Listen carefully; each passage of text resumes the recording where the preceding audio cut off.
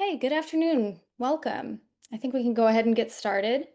Um, it's Banned Books Week, and we're here to talk about what happens when young people actually read banned books, or more generally, what happens when adolescents are given a free choice in their reading, unimpeded by political debates over what's educationally suitable. This is the topic of a recent book, Teens Choosing to Read: Fostering Social, Emotional, and Intellectual Growth Through Books, published by Teachers College Press. My name is Emily. I work in the marketing department for Teachers College Press. So on behalf of all of us here at the publisher, welcome to the webinar. Thank you so much for taking some time out of your day to talk about reading and book banning with us. Um, Teens Choosing to Read concerns a study that followed a group of adolescents on a journey from being reluctant to enthusiastic readers. Um, and it also goes into what that change meant for the students' social, emotional, and moral lives. I'll leave the details of all that to our presenters, but suffice it to say the results were fascinating. Here to present the story, we're so grateful to have the book's two co-authors, Gay Ivey and Peter Johnston. Gay Ivey is the William E. Moran Distinguished Professor in Literacy at the University of North Carolina, Greensboro, and past president of the Literacy Research Association. She studies reading engagement among children and young adults and the consequences of meaningful literacy experiences for their academic lives and well-being.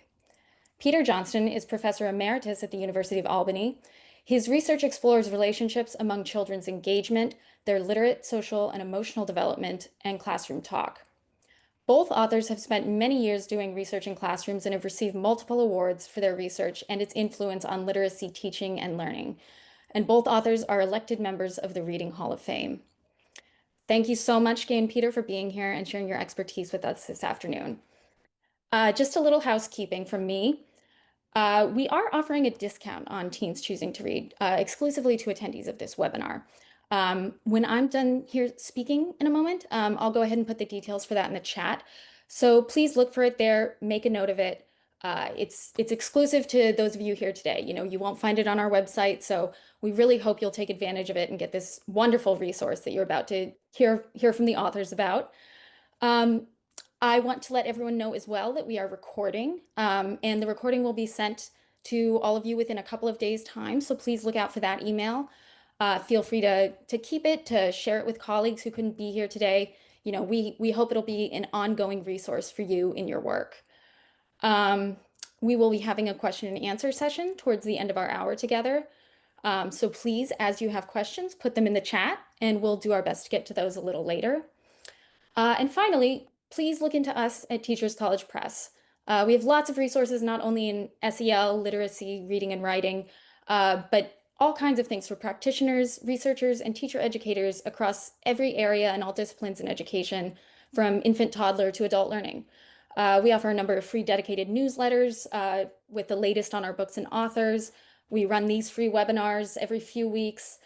Just lots of things for the educational community. So please take a look at our website, follow us on social media, and see what we might be able to bring to your teaching or your research.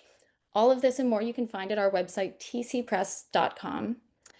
And that's it for me. So I'm going to turn it over to our authors. Gay and Peter, thank you so much for being here. Hi, everybody. Thank you so much for deciding to spend an hour of your precious time with us. We're going to jump right in to the topic of banned books. And first of all, draw your attention to a report that PEN America released just last week. Looking at the 2024-25 school year, they documented almost 7,000 instances of book bans in the US. And if you go back, all the way back to 2021, across those years, there have been nearly 23,000 instances of book bans, and in nearly all of the states in the US. A key idea in PEN America's report is that book banning has indeed become normalized in the US over this time period. And also, what began as state and local level rhetoric is now being adopted, as many of you have probably noticed, at the federal level. and their attempts to limit education in even broader ways than books. Particularly targeted are books with LGBTQ plus characters, which are frequently equated in their efforts with being, quote, sexually explicit. It's also becoming more common for schools to preemptively remove books out of fear, even when they haven't been banned. I think this problem will probably be exacerbated with laws like one that was recently enacted here in North Carolina, where I live. Teachers here are now required to catalog all the books in their classrooms and make that database available for public viewing. So you can imagine what might happen with that. However, there's public pushback in many places, and I suspect that some of those doing that really important work are actually attending this webinar, so thank you. And then importantly, most people in general are against book bans. The American Library Association found that number to be around 70%. It's interesting that there's so much attention to banning books when data show that US students on average spend very little time reading in any case, which is something that also offends people. The essential premise of the argument for book banning is that reading these books is bad for young people. We found no evidence to justify these concerns. And as you will see, we have been immersed in classrooms where students were reading them. Should anyone conduct that kind of study, that is research that links reading particular sorts of books to harmful effects on young people, we would really be interested in reading it. If people have done this research, they've made it really, really hard to find. In our view, the conversation should be informed at the very least by an understanding of what happens when young people actually do read banned books rather than on hypotheticals. Since we've written a book that speaks directly to this matter, we will shamelessly direct attention to our book, which we think, if we must say so ourselves, is pretty engaging, somewhat surprising, and generally a gripping read. It documents our research in detail and is augmented by the research of others. So about our research. Our research began in 2009 when a group of four, I think, remarkable 8th grade English language arts teachers decided to do something about the fact that they simply weren't getting all their students engaged in reading. Gay introduced them to some relevant research on engagement, and they concluded basically that students are motivated to read when they've got interesting texts and a sense of autonomy or control over their reading lives.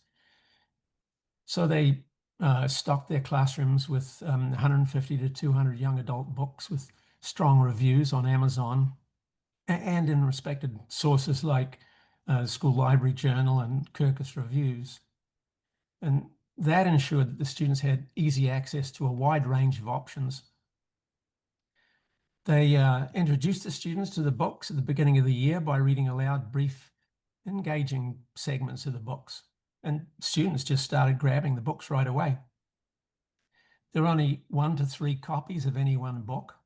And that's not only to ensure a wide range of options in the collection, but also because, well, Capitalism 101 suggests that scarcity increases value. The teachers gave students time in class to read and to talk with one another about their books. Now, keep in mind that these conversations happen spontaneously. They just grew organically from what students found interesting or confusing, or both, in the books. They were much less formal than what we typically think of as book discussions. The teachers stopped assigning books. They stopped asking comprehension questions, and they stopped requiring assignments at the end of the books. So that ensured that students had a sense of autonomy. So instead of comprehension questions, they provoked conversations with open prompts like, "What are you thinking?" and "Catch me up." The instruction that they gave happened in what we often call read aloud, but which really was an open conversation around a book they considered likely to engage most students. Over time, there were more changes in their teaching that we really don't have time to get into today, but we explain in detail in our book, he said, shamelessly promoting the book again. We spent 4 years studying the consequences of these changes through hundreds of interviews with students, teachers, and parents. And, and we extensively documented classroom life through video recording, field notes, and so forth, and audio recording. At the time, there wasn't as much fuss about banning books, so that wasn't really our focus. But a couple of years later, we noticed that a good number of the books that students preferred were increasingly being banned, and that included some of the most popular ones. So our work really speaks directly to the question of what happens when young people read banned books. Two outcomes became immediately obvious. First, students read like crazy. In the first year, they averaged 42 books apiece. This is eighth graders. And a second thing that was immediately obvious was that the books they chose tended to be what they referred to as intense and disturbing, ones that raised moral and relational dilemmas and provoked conversations about drugs, race, sexuality, abuse, and social inequities. Because they found the books personally meaningful and disturbing, they couldn't help but talk with others about their books. They talked with peers, teachers, parents, siblings, whoever would listen, grandparents. It's different when they do this because rather than the teacher coming to them with questions, they are coming to the teacher with questions. I mean, here's one kind of comment involving an often banned book, Scars, which is about a 15-year-old survivor of sexual abuse who uses art and writing to cope with her trauma. The book involves cutting. She said, this morning, this girl, she's got the book called Scars that I love, and we just sat there talking like forever. We had so much to say about it. And I said, is she the kind of girl that you'd usually talk to? She said, not really. So the need to talk about the books often led to conversations with peers they would never otherwise talk with. We had jocks talking to goths, goths talking to cheerleaders, cheerleaders talking to nerds. And the conversations broke down any cliques and built supportive relationships. And often they built close and lasting relationships, friendships that actually are important for healthy teen development. And they certainly diminished students' feelings of loneliness and isolation.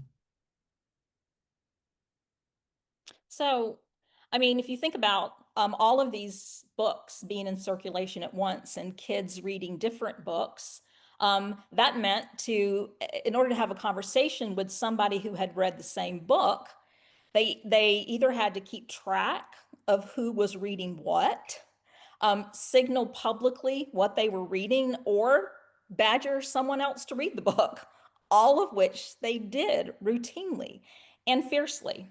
One frequently banned book that was very popular is a book called Living Dead Girl by Elizabeth Scott, which is a story of a young girl abducted on a school field trip, and her life with the abuser until she's too old for him. And he suggests that she go out and recruit another younger girl to take her place. Now, let's hear a student's observation about that book. She said, I branched out with disturbing books. Living Dead Girl, I could not put down. I started it in Miss Tucker's class and finished it an hour later. In the end, I looked up and saw things clearer. It was a different feeling, one of gratitude and thankfulness that that wasn't my life. I was just like, oh my gosh, oh my gosh. It does haunt you. It haunts you for a long time. It's been 2 weeks and it's still on my mind. It gives you a new perspective. I remember opening my eyes and I was like, whoa, my eyes are bigger. It was a different feeling. Living Dead Girl is the first book I've read that changed my perspective on the world. That's a really powerful book. I read it, Miss Tucker read it, Elise took it, Phoebe took it, Shay read it, and she finished it the next day in civics. I watched her finish the book. Now, this student is keeping track of everyone who's read the book and reflecting on the gratefulness she gained for her own life. Gratefulness that leads to greater happiness and well-being, and that diminishes the likelihood of depression, which lots of these kids had faced. At the time, the reading actually did change her perspective, which is exactly what the book banning folks fear. But that fear is based on adult interpretations of the book. What people worry about is that the physical and sexual abuse in this book is too graphically depicted. But it begs the question, is that centrally what the students focused on? Let's hear some of their interpretations. These are from other students who read the book. So this young lady explained, like, my mom is like, don't run off. Be where you're supposed to be. That's because if I'm somewhere I'm not supposed to be and something happens to me, my parents will never know where I am. Like, if I say I'm going to go to my god sister's house and I go to my friend's house and something bad happens while I'm there, my parents will never know what happened. And that scares me the most because if something happens to me and I get kidnapped or something, I want my parents to know where I was when it happened. Like, if something ever happens like that, it would scare the crap out of me. My parents are like, stay where you're supposed to be. Now I'm like, yeah, okay, I will. I like the hypothetical in there, like if I went to my friend's If, house and if, yeah, if. And I have a couple of more, but this just reminds me of, other students who said this book made me glad that I have my parents to talk to. And we always come back to that book. So I thought that was pretty striking. Here are some other readers of this same book, Living Dead Girl. And look at what they're taking away. Look at the impressions that are left. Living Dead Girl gave me so much better insight onto how people actually feel. And I think this year, because I've read that type of book, that I've become more understanding. So I think it's good to read books like that, just to learn something different. It's made me really want to understand others and other things better, what others go through that may be hard to tell.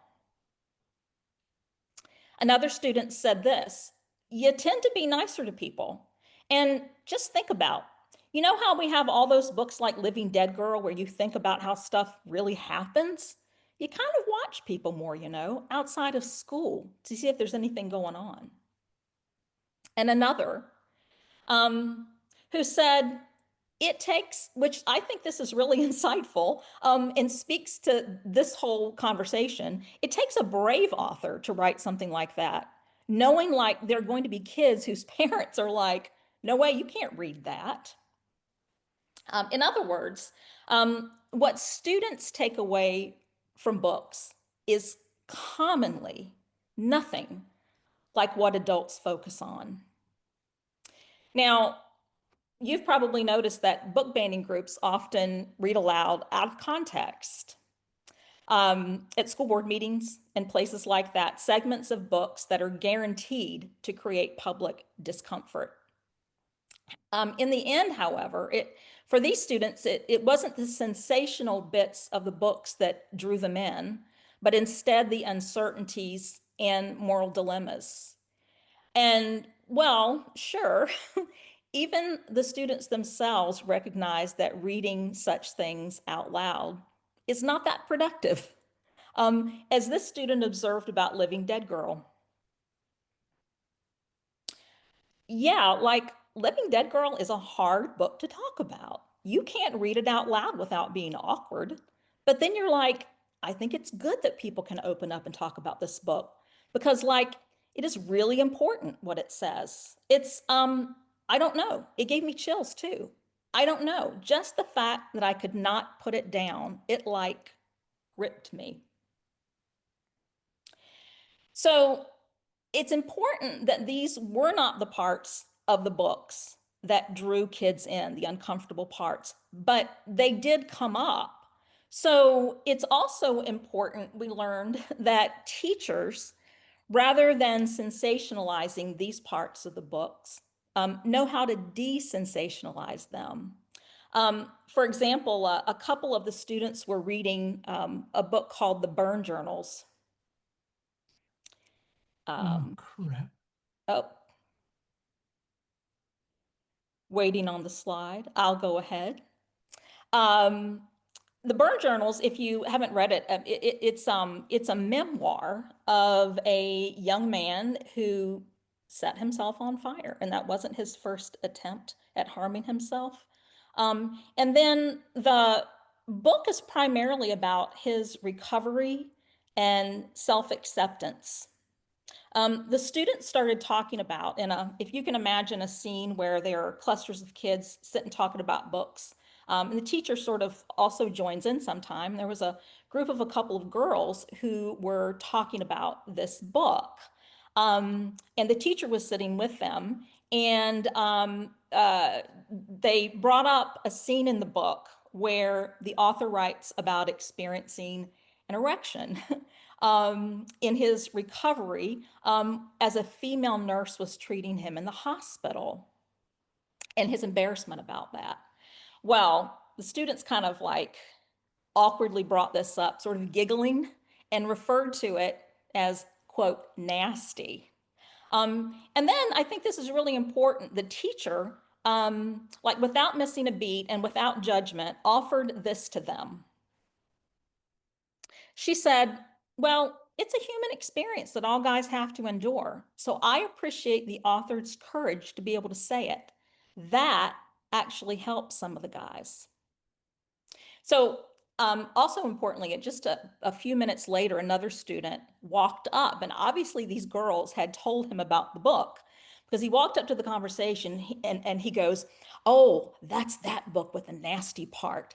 And those students who had been in the conversations quickly redirected him using some of the same language their teacher had given them.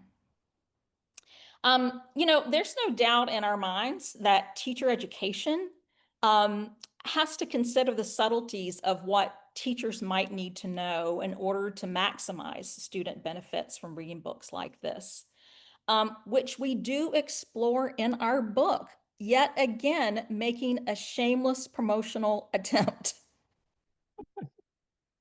Students actually reported that they used the books as vehicles to talk with parents with whom they otherwise had little to say, including the not uncommon divorced parents with whom they only spent weekends.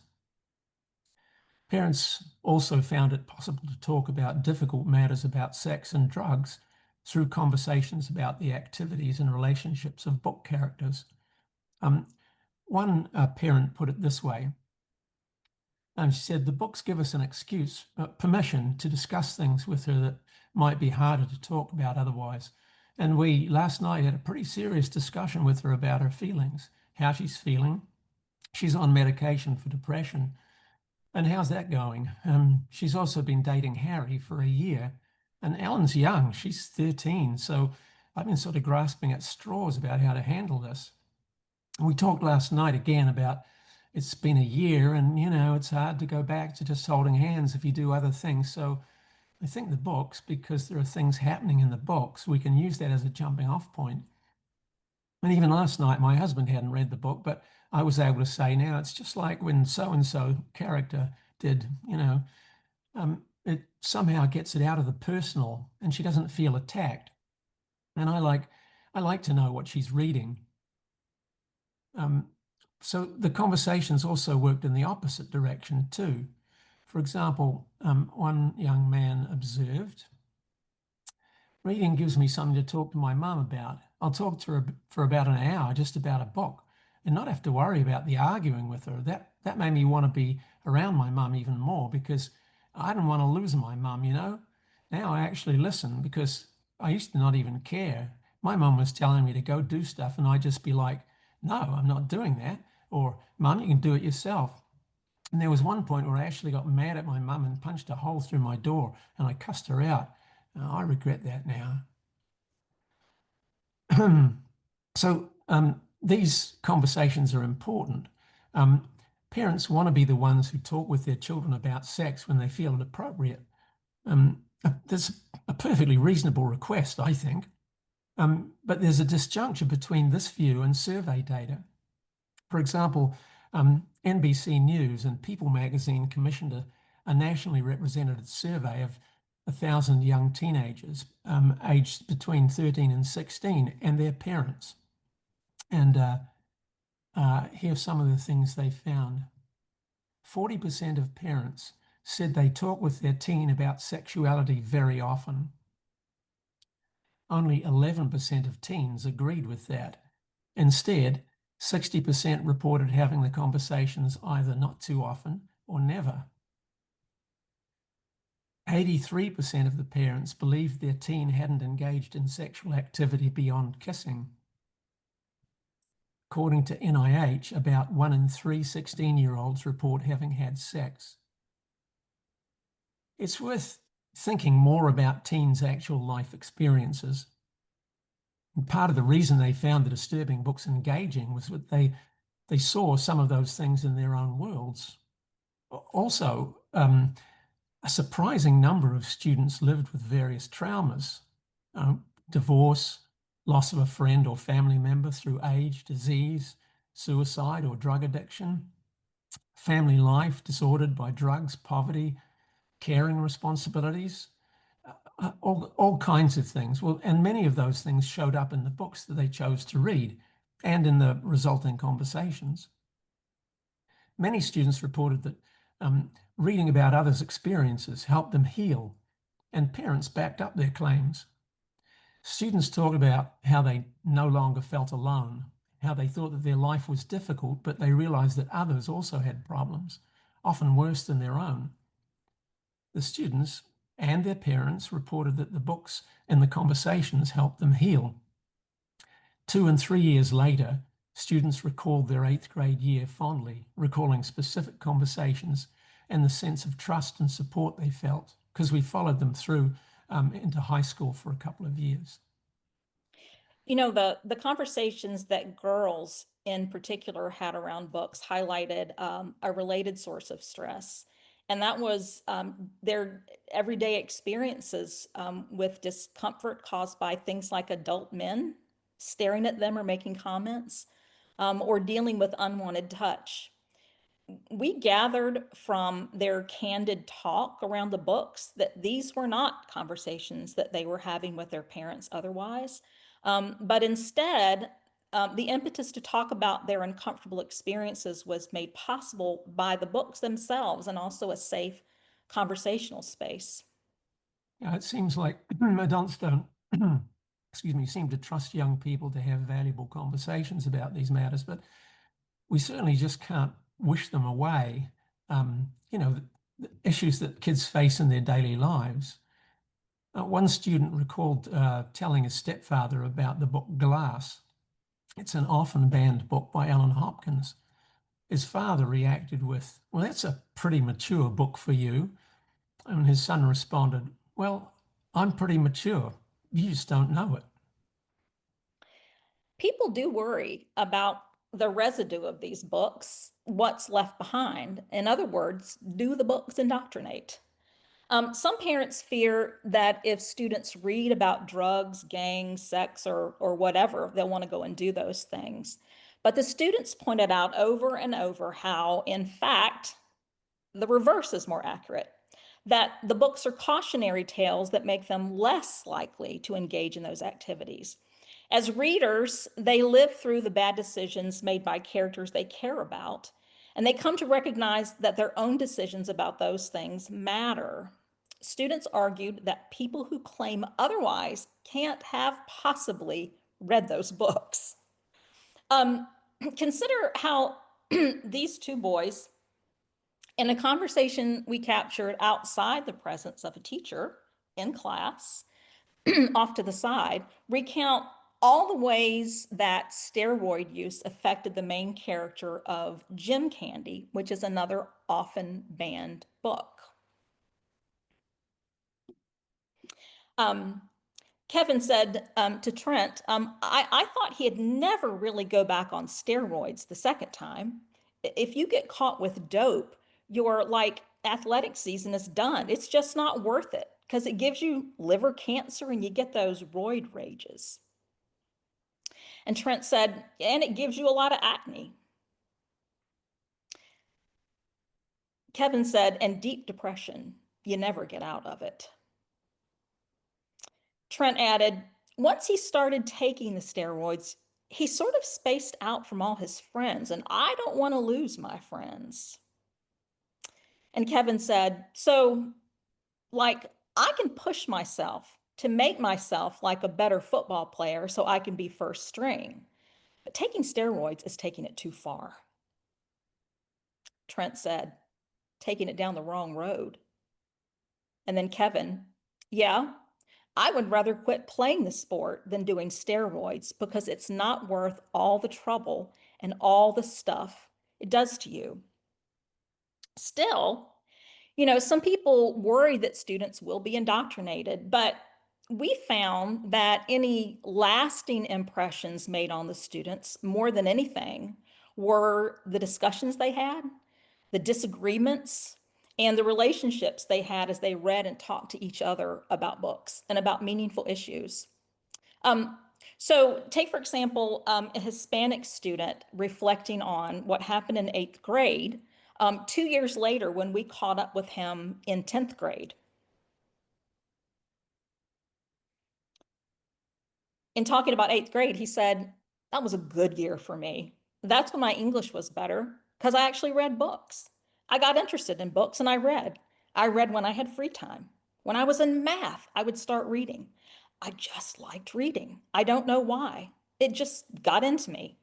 That's when my English was a lot better. I was using a lot bigger words. When we talked about books, everybody was so passionate. They had like to argue, to debate, and it was just so, I don't know, it was really good. Our conversations were like the best because it was about like real books. So it just like got to us. Different points of view, it was good. So I was in gym class and maybe Wilson was in there and we just talked about it. Why do you think she did this in The Secret Story of Sonia Rodriguez? And then we talked about like, we just had our different opinions. And then I would ask questions to Jamad, people that weren't in that class, and ask them about Jim Candy. How was that book? What do you think? And I read the whole thing. It was like a big book. I was like, I'm not going to read that. No way. He does, in fact, remember the names of the books. Jim Candy has been challenged in lots of places because of drug use, sexuality, and pressure on young athletes. To our knowledge, The Secret Story of Sonia Rodriguez has not been banned, but it deals with race, gender roles, sex identity in ways that make some people uncomfortable. We agree that there's a genuine and reasonable concern to protect students from the complexities of living in a relational, racial, sexual, and often violent world. A world, we might add, that most of them carry around in their pockets. But we understand this concern for protection. And here's true confession time. I, for one, was guilty early on in this work of censoring a book. The Students Love Books by frequently banned author Ellen Hopkins. And when the book Identical came out, they asked me to get a copy for them. So I bought the book first. And I read about the first 50 pages or so, and I got a little nervous. What I gathered to that point were that there were two characters who were sisters, and the dad was sexually abusing one, and the other one was jealous. And I confess, I was too frightened to get it for the 8th grade students. So I went in the next day and told them what the book was about to that point and that I was apprehensive. So they said, "Oh, sure, Dr. Ivey, no worries." And then they pulled their money and went out and bought the book themselves. I would find out later how wrong that was, how wrong I was. For starters, I had fallen into the trap of making a judgment without reading the whole book. When I did read the whole book, I was blown away. It is to this day one of my favorites. But before I figured their teachers read it, and being wiser than I was, they made the book available. And then sometime later, a student explained to me the big mistake that I had made. While I was worried about the incest, she explained that what resonated with her was the loyalty and care demonstrated by one of the characters for another character who was experiencing a mental health crisis and whose behavior would cause most people to run away. This attention to supportive relationships, this student told me, was a really important thing for middle schoolers to talk about in the context of cliques that tend to form around that age. Some books are banned because they deal with racial or cultural issues. But really, who doesn't need to see themselves in books in order to find reading meaningful? The teachers made great efforts to ensure that students could find narratives that represented their social, racial, and cultural worlds. Um, Experiences like that are essential to engagement. For instance, um, a young man said this about The Secret Story of Sonia Rodriguez. It was more of like a cultural book because it was going off of her Hispanic life that she had. And it was just it just attracted to me because I'm Hispanic and she was Hispanic. And we read that as a class together. Miss Tucker would just read it out loud and then we would listen. And she would read a chapter or two, then we'd have a discussion. And I like that book. I don't know, because of the sympathy for her and her life. Um, so here's a big one. Parents and other adults might also be concerned about language in books. We found, though, that students were not encountering language for the first time. No surprise.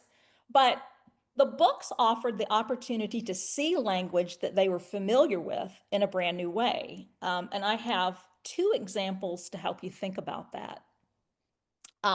In the first one, lots of the kids were reading Dave Pelzer's memoirs, A Child Called It and A Man Named Dave. And these books recount abuse from his mother.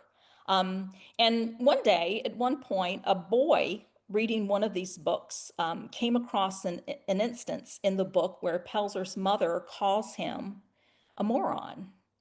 And that really hit this young reader. And he stood up in the class right at that moment and he said, moron, sort of mumbled, moron, moron, which got all the other kids who were sitting around him, got their attention. And he said, now I need to know what that word really means. So he went over and got a dictionary and he found the word moron in the dictionary and he read the definition out loud to the boys sitting around him. And one of the boys lamented after hearing the definition, we call people that all the time. And then the first boy, the reader, reflected, I'm thinking that's not a good name to call anyone. And keep in mind, this conversation happened without a teacher directing it. We do not give kids enough credit. In this next example, a student recounted to me a related instance that had happened earlier in class. And here's where we really make the point that we made earlier about some of the things being awkward to read out loud. So I'm going to sort of modify in my read aloud what you see on the screen. Because we don't know what kind of very young listening ears are out there in webinar land either. Slide. Sorry. Yeah, sorry. I lost the thread there. So this young woman telling me about this instance said, "Oh my gosh, we had a moment." Okay, Kenya was sitting there and she was reading something like Hope, and I was reading Perfect Chemistry. We were both at sad parts. We were both reading. She almost started crying. I almost started crying. We got like really emotional in the book. Miss Tucker was like, "What's wrong?" In my book or whatever, the boy called having sexual relations with a girl, and then she looks at me and goes, can I say a bad word? I said, sure. He called it a F. And she was like really upset. She was like, okay, calling it sex is one thing, but calling it a F, I was like, oh my gosh. Miss Tucker was like, what's wrong, Lisa? And I was like, he called it a F. And I was all crying. We both got into it. It was really good. So, without the opportunity to encounter this language in these safe contexts, in this way, with characters they cared about, students would be deprived of the opportunity to see how words they hear so commonly and perhaps use, and they hear so casually that they have become desensitized to them, how those words can actually be dangerous weapons of emotional violence on other people. Yeah, I think that because of the students' deep engagement with book characters, their conversations routinely were about feelings, relationships, and perspectives. So they consistently reported increases in empathy. They attended to others' feelings. For example, one student observed, if I be mean to someone, I have to think about it from their point of view. Like someone might have gone through a lot, maybe had a bad home life, like in Crank, this Crank series. Like I kind of told my friend that she should read it so that we could talk about it. They even attended more sensitively to parents' feelings. In particular, the books and conversations prompted them to consider things from their parents' perspectives, especially how their own actions might worry their parents and how they might interpret what their parents said and did in the light of those realizations. For example, a group of girls discussing In Ecstasy, an often challenged book, were at first united in anger over the main character's stepmother plundering around her room to find and read her journal. But then one of the girls prompted the others to consider the stepmother's side of things. She said, but part of me understands the stepmom's worried. If I found a journal, I wouldn't read it, but I understand like going through it and making sure she's okay. Like if you're not going to talk to me, it's like different. It's a point of view thing. Like if I was someone's stepmom and I was worried because they won't talk to me, they hate me, and something's going on, like I try to find something. So upon reflection, the other girls were persuaded on this, and they conceded it was a valid point that she had. They also recognized and intervened in social media harassment, which is, as you know, not uncommon. So one of the students said this. I read a couple of books where people get bullied, and it changes my mind because in a couple of books I read, people commit suicide for it. In Hate List, that book is really good, and it changes my mind about how people feel about things. And even like a little comment can change someone's life. And like the other day, I saw people on Facebook picking on this one girl, like saying nobody liked her because she was ugly and had no friends. And I kind of put a stop to it.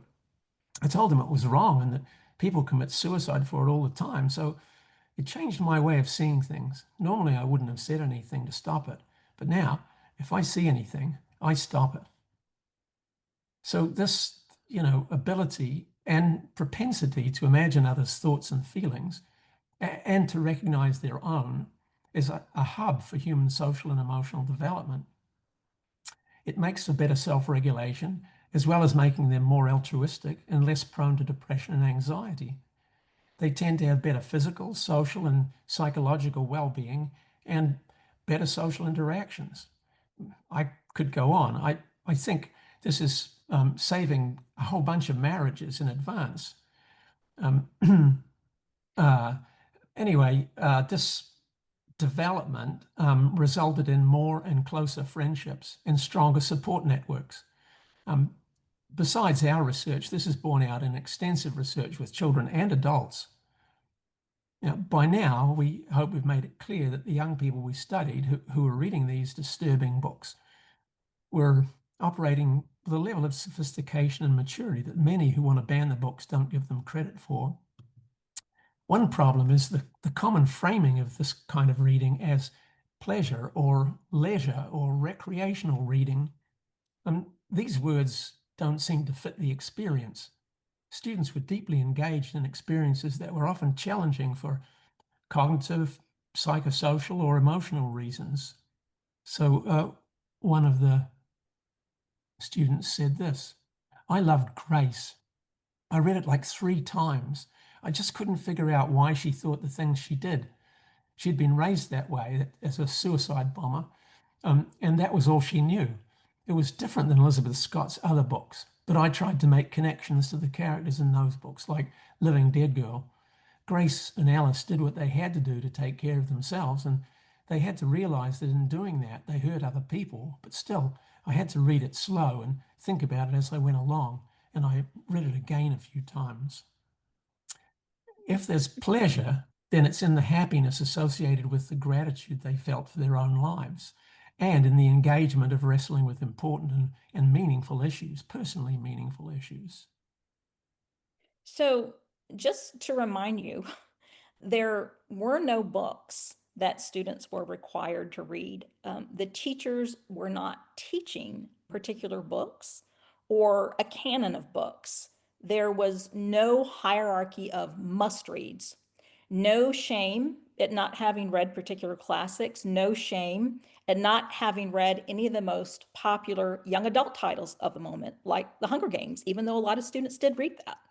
So, intellectual and social hierarchies were minimized. The teachers were teaching students rather than books.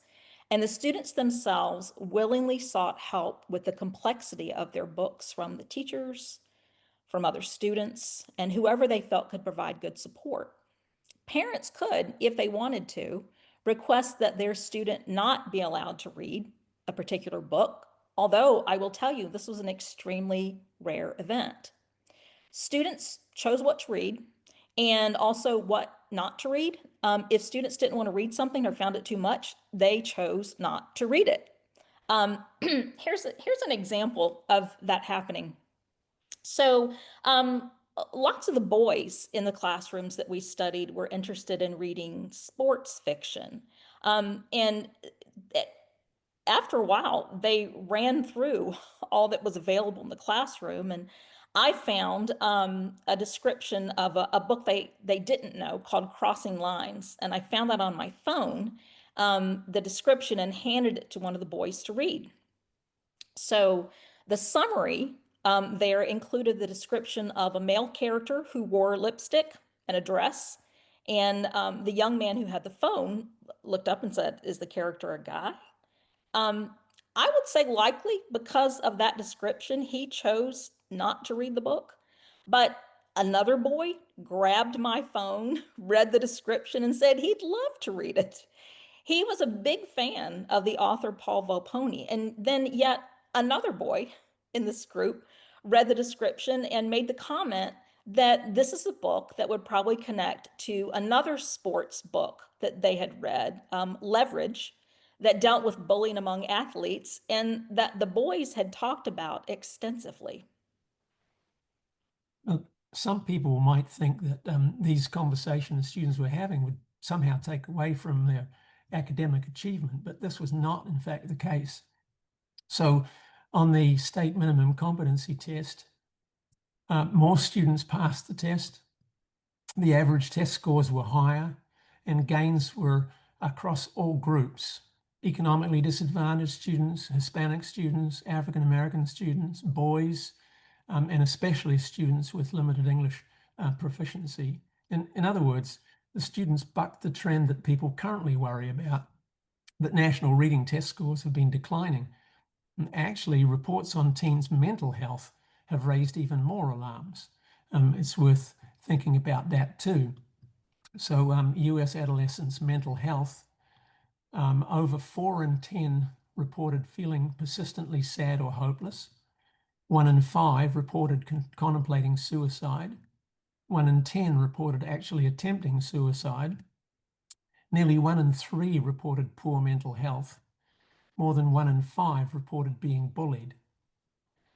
The teen years aren't easy, but schools don't necessarily help.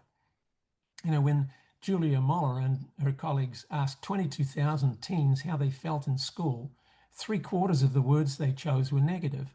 The top 3 were tired, bored, and stressed. These are not the reports offered by the students in our study. Now, we can't claim from our research that you should include otherwise banned books. Obviously, in the current climate, in some parts of the country, at the very least, you might well lose your job just for the books students choose to read. In fact, it's unlikely that we could repeat this study in the current climate. Also, we can't say for sure that none of this would have happened without the banned books. We can say that students generally preferred personally relevant and disturbing books, to have their thinking disturbed, and that they felt they grew from their reading, not just academically, but personally. It's the uncertainties and the moral complexities that provoke conversations and development. It's the conversations that build relationships that make for socially and psychologically healthy teens. Although we've emphasized the role of the books, we certainly don't want to minimize the role of the teacher in teaching. And teaching English language arts has many complexities, not the least of which are the complex and diverse students with whom teachers have the responsibility and the privilege to engage. Our book explores these subtleties along with the students' experiences and outcomes. That was another unsubtle advertisement. There are certainly those who fear that students' access to some of the banned books will be developmentally destructive, but we found no evidence to support that in our study or in the general research literature. Because students read 14 times as much as they had previously, and with much deeper engagement, it was not surprising that their reading improved along with state test scores and passing rates. Test score differences between student subgroups also diminished. In other words, in our study, students claimed and demonstrated that reading the so-called disturbing books they chose to read resulted in their being academically more successful, happier, enjoying school, having positive relationships with peers, teachers, and family, all of which are negatively related to stress, anxiety, and depression. They claim that all of this came from their sense of autonomy and their meaningful, socially engaged, and disturbing reading. These are the reasons we teach the English language arts, the reasons we want students to become readers in the first place. And I would say these are the reasons that kids would go on long after school ends. These are the reasons they would continue reading. And These are what we document in detail in our book, as I give one final shameless promotional attempt. Oh, questions, I guess. Is Emily there? Thank She you so is. much for that presentation. Just so enlightening. We have a couple of minutes left for questions. Maybe we can start with this one we just received from Sarah. But I do encourage everyone to put your questions in the chat. We have a few minutes left. Sarah asks, with the growing number of parents and groups who are opposing SEL in schools, how do you think this study might go over now? I mean, just a moment ago, you referred to the fact that you thought perhaps you couldn't do the study now. What implications do you think the current political environment has for educators who want to do this work? Yeah, that's been a puzzle for me, the resistance to or the objection to social and emotional learning. I just don't understand it except as an ideological issue, because the things that follow from expanded socio-emotional development are, who wouldn't want those for their kids? Stronger friendship networks, less anxiety, stronger moral development, just a whole host of advantages. And it's a mystery to me, honestly. So yeah, I don't know what to say in response to that. Gay, have you got any comments on it? I mean, nothing brilliant, except, to that, that all of us could elevate the conversation to ask, what is it that you want for your kids? One of the things that we found in our work that we alluded to it here, but that was not something we were necessarily looking for, is the kids talked about how this whole experience increased their happiness. I'm happy, and we have often commented on how happiness is not on the state standards, but why isn't it? What parent doesn't want that for their child? And actually, a big central part of our book is basically documenting those advantages that the students report. Um, and I mean, if people were, actually had to look at those advantages and decide, do I want that for my kid or not want that for my kid?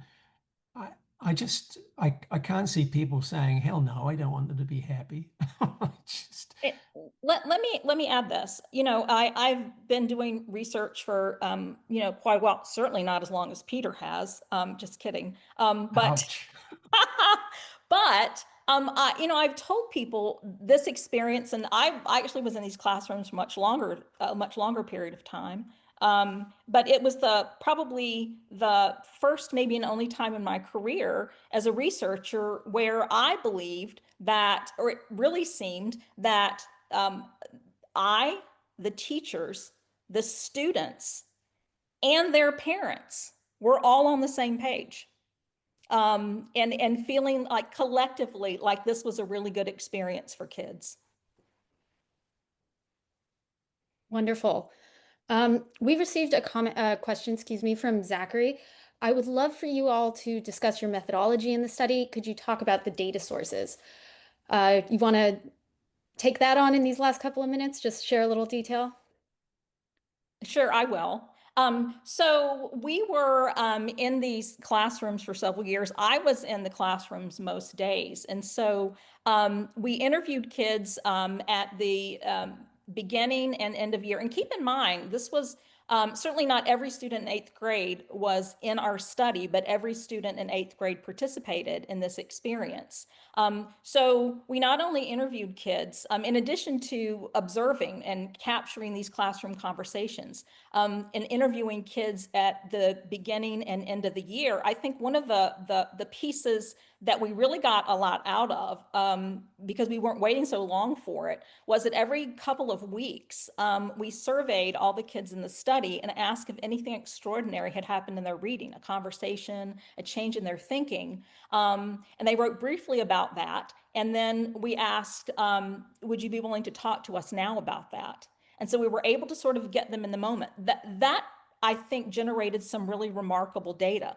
We also interviewed the teachers many times and had conversations with them. We also interviewed a number of the parents who agreed to come in and talk to us. And we followed the some of the students through into high school for a couple of years. So we had 2 years of observations and interviews and so forth in the eighth grade, but then we followed those into high school and interviewed a bunch of the kids there. Great. Thank you. We We are have getting close. reported these. I should say we have reported these in research articles. So what we did in the book was pull together all of the. You can only report segments of the research in research articles because of length. So you pulled all those together for the book. Sorry. Oh, no, not at all. Thank you very much. I'm sure that information is very useful to our attendees. And for those of you who may not have been looking at the chat, I mean, we have just such a lively conversation going about the importance of this work and people's experience in the classroom, and seeing this as an issue all the way back to elementary school.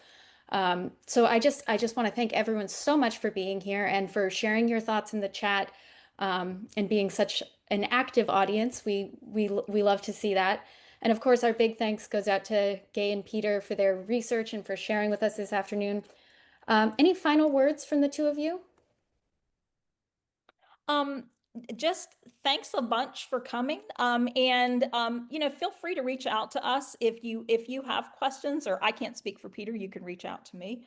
But we're happy to talk with people more about all of this. Yeah, we're both easy to find. All right. Well, with that, we'll wrap up. Thank you so much, everyone. Bye-bye. Thanks a lot. Thanks.